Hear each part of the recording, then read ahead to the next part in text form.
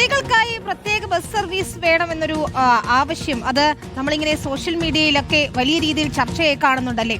എന്താണ് ഇപ്പോൾ അതിൽ ഗതാഗത മന്ത്രിയുടെ നിലപാടെന്ന് നോക്കാം. സ്ത്രീകൾക്ക് പ്രത്യേക ബസ്സുകൾ എന്ന രീതിക്ക് പ്രസക്തിയില്ല എന്നാണ് മന്ത്രി കെ.ബി. ഗണേഷ് കുമാർ പറയുന്നത്. ആൺകുട്ടികളും പെൺകുട്ടികളും ഒരേ ബെഞ്ചിലിരുന്ന് പഠിക്കണമെന്ന് വാദിക്കുന്ന കാലമാണ്. യൂണിഫോമിൽ പോലും ലിംഗസമത്വം ആവശ്യപ്പെടുമ്പോൾ ഇത്തരം വിഭജനം പ്രായോഗികമല്ല എന്നാണ് മന്ത്രി പറയുന്നത്. കോഴിക്കോട്ടെ ദീപകിന്റെ ആത്മഹത്യയിൽ യുവതിയുടെ ഭാഗത്ത് വീഴ്ചയുണ്ടായി എന്നുകൂടിയാണ് മന്ത്രി പറഞ്ഞു വെക്കുന്നത്. ആൺകുട്ടികളും പെൺകുട്ടികളും ഒരേ ബെഞ്ചിൽ നിന്ന് പഠിക്കണമെന്ന് വാദിക്കുന്ന, ആൺകുട്ടികൾക്കും പെൺകുട്ടികളും ഒരേ തരത്തിലുള്ള വേഷം വേണമെന്ന് വാദിക്കുന്ന ഒരു കാലഘട്ടത്തിൽ സ്ത്രീകൾ മാത്രം ഒരു വണ്ടിയിലും പുരുഷൻ വേറൊരു വണ്ടിയിലും. ഇന്നലെ ആരോ ഈ ഒരു ട്രോള് കണ്ടു, ഒരാൾ മുള്ളുള്ള ഒരു ഉടുപ്പിട്ടിട്ട് കയറുന്നുണ്ട്. അതുപോലെ ഒരെണ്ണം ഇട്ട് കയറുന്നതല്ല. പക്ഷേ ഞാൻ അന്ന് നിങ്ങൾ ചോദിച്ചപ്പോൾ പറഞ്ഞ മറുപടിയുണ്ട്. ആ സഹോദരിയെക്കുറിച്ച് എൻ്റെ ഒരു അഭിപ്രായം പറഞ്ഞു. ശരിയാണെന്ന് പോലീസ് അറസ്റ്റ് ചെയ്തപ്പോൾ മനസ്സിലായല്ലോ. കാരണം ജനങ്ങളെതിരാണ്, അങ്ങനെ ചെയ്യരുത്. എൻ്റെ റീൽ ചിത്രീകരിക്കാൻ എനിക്ക് അധികം ആവശ്യമുണ്ട്. പക്ഷേ ആ സഹോദരി ഇത്തരത്തിൽ ഒരു ശല്യമുണ്ടായെങ്കിൽ അത് ചിത്രീകരിക്കാം. പക്ഷേ ആ ചിത്രീകരിച്ച് പോലീസിനായിരുന്നു കൊടുക്കേണ്ടത്. അശ്വിൻ ഡിയാഗോയാണ് ചേരുന്നത്. അശ്വിൻ, ഈ ദീപകിന്റെ മരണശേഷം പലതരത്തിലുള്ള ട്രോളുകൾ, ചർച്ചകളൊക്കെ നമ്മൾ കാണുകയാണ്. അതിൽ ഒരു പ്രധാനപ്പെട്ട ആവശ്യമായിരുന്നു സ്ത്രീകൾക്കായി പ്രത്യേകം ബസ് സർവീസ് വേണമെന്നത്. തീർച്ചയായും മന്ത്രി പറയുന്നത് കാര്യം തന്നെയാണ്. ഈ ആൺകുട്ടികളും പെൺകുട്ടികളും ഒരുമിച്ചിരുന്ന് പഠിക്കട്ടെ എന്ന് പറയുന്ന സമയത്ത് നമ്മൾ എന്തിനാണ് അത്തരത്തിലൊരു ആവശ്യം എന്നാണ് മന്ത്രി ചോദിക്കുന്നത്.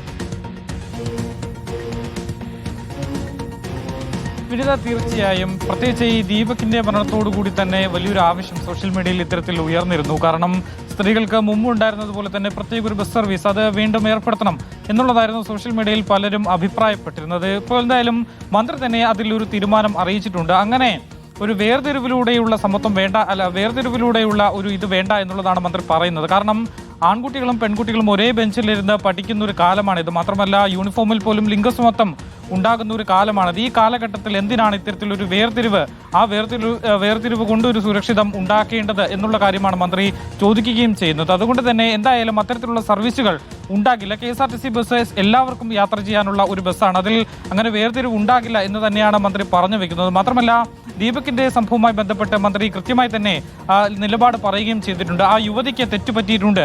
ആ തെറ്റിന്റെ ഫലമായാണ് പോലീസ് കേസെടുത്തതും അറസ്റ്റ് ചെയ്തതും. അത് ശരിയാണെന്ന് ജനവികാരത്തിലൂടെ തന്നെ തെളിഞ്ഞു കഴിഞ്ഞു എന്നുള്ള കാര്യം കൂടി മന്ത്രി പറയുന്നുണ്ട്. എന്തായാലും സോഷ്യൽ മീഡിയ ആവശ്യമായ ഒരു പ്രത്യേക ബസ് സർവീസ് പ്രത്യേകിച്ച് സ്ത്രീകൾക്ക് എന്നുള്ള ആവശ്യം അംഗീകരിക്കാൻ കഴിയില്ല. അതിന് ഈ കാലത്ത് പ്രസക്തിയില്ല എന്നുള്ളതാണ് മന്ത്രി പറയുന്നത്. വിനീത, ശരി, ഏതായാലും അത്തരം ചർച്ചകളൊക്കെ സോഷ്യൽ മീഡിയ നടക്കട്ടെ. ഒരു ഭാഗത്ത് അതിന്റെ വരായികൾ അല്ലെങ്കിൽ അതിന്റെ പ്രോസ് ആൻഡ് കോൺസ് എന്ന് നമ്മൾ പറയില്ലേ, അതൊക്കെ ചർച്ചയായി നടക്കട്ടെ. പക്ഷെ അത് പ്രായോഗികമല്ല എന്ന് മന്ത്രി പറയുന്നതിൽ